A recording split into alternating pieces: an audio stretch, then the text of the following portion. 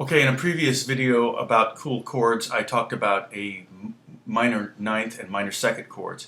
I want to talk about major ninth, and it doesn't have as much tight voicings or anything like that. It can, I guess we could put the major seventh as a minor second. I'll explain that in a minute. But it's just a pretty chord that you can use if you're playing over a major chord or something. Sometimes you like E major. If someone's playing E, you can go all the way to E major ninth and create this cool chord. It's just a nice chord to play every now and then, just because it sounds cool. So let's talk about, let's say, a G major ninth.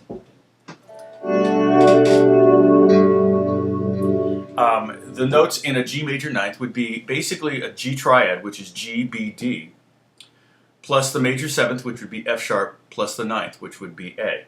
So G, B, D, F sharp, and A. You don't have to play those in order. You can move them around anywhere. And the way I'm voicing this, and it's totally movable chord, okay, is on the top 5 strings. I'm not playing anything on the 6th string at this point. It would be on, for the G major ninth, be 2nd fret, 5th fret, 2nd fret, 3rd fret, 2nd fret. Okay, so it's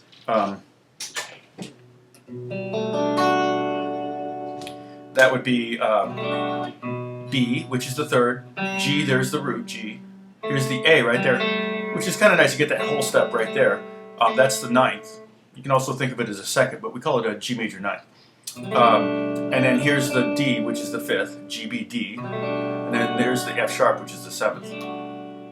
So it's kind of like a D chord, a little D triad with a G under it, and then we put a B in there too, just to get all 7 or all 5 tones in the chord, or in this chord. And so this is movable, and the root of this chord is in your pinky. So if you know the notes on your D string, which you should, you know, if you don't, you can use this chord to help you learn it.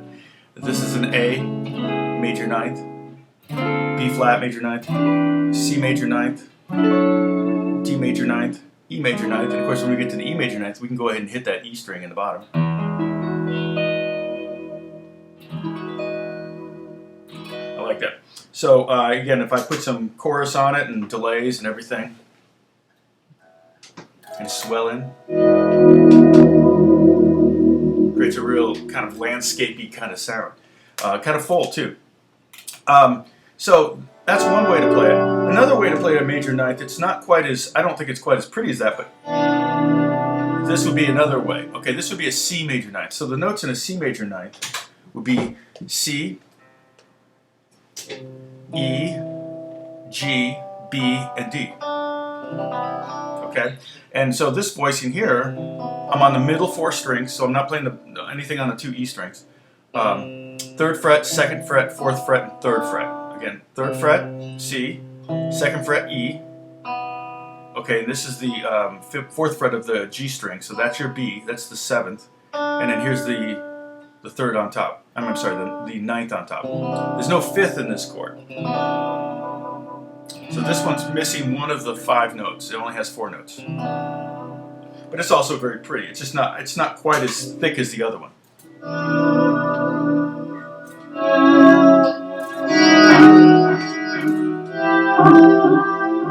On the E one here, I can play all the strings. And that one's nice because what it does is it gives you that D sharp right here. D sharp is the 7th of the E chord, and you got the E string. So you got that half step, kind of weird. Then when you bring in everything else, but you know, and you could probably throw in you could throw in the E on the C chord. If there's an E in the chord, you could probably throw it in. On the A major ninth, you could play.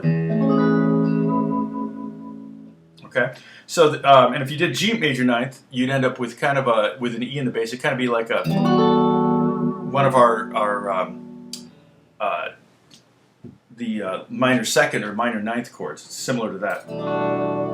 Okay, so just to review, a major ninth would be a major 7th triad, or major 7th chord with a 9th added. A 9th chord, we're going to talk about this later, just a simple 9th chord would be a dominant 7th chord with the 9th added. So the difference between a major 9th and just a plain old 9th is that the seventh is going to be a major seventh in the major ninth and a dominant seventh a whole step below the root in the dominant ninth, okay? Or just the ninth chord. We don't usually say dominant, we say G7 when we mean G7. So there you go. I hope you can use that. You know, don't annoy people with it though, like I'm sure I have. God bless you guys. I'll talk to you soon. Thanks.